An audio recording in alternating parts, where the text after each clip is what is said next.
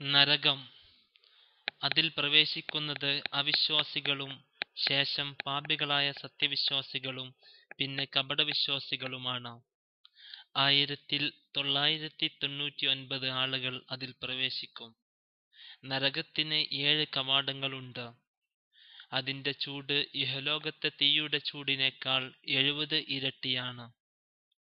അവിശ്വാസിയുടെ ശരീരം ശിക്ഷ അനുഭവിക്കാൻ വേണ്ടി വലുതാക്കപ്പെടും. അപ്പോൾ ഇരു ചുമലുകൾക്കിടയിലെ അകലം 3 ദിവസത്തെ യാത്രാദൂരമായിരിക്കും.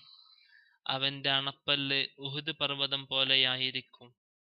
ചർമ്മത്തിന് കട്ടി നൽകുകയും അത് മാറ്റിക്കൊണ്ടിരിക്കുകയും ചെയ്യും. അവർക്കുള്ള പാനീയം കുടലുകൾ മുറിഞ്ഞു പോകുന്ന കഠിന ചൂടുള്ള വെള്ളമാണ്. ഭക്ഷണമാകട്ടെ സഖൂം, ഖസ്ലീൻ, സ്വദീദ് എന്നിവയാണ്.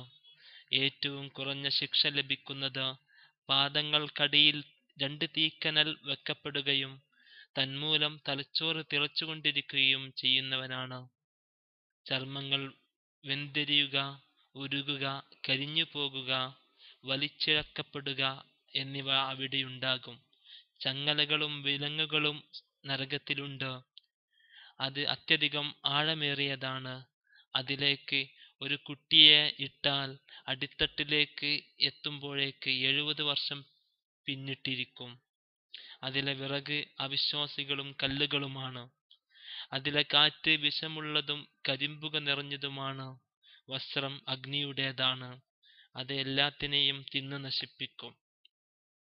ഒന്നിനെയും അവശേഷിപ്പിക്കുകയില്ല. അത് കോപിക്കുകയും കത്തിജ്വലിക്കുന്ന ശബ്ദം പുറപ്പെടുവിക്കുകയും ചെയ്യും.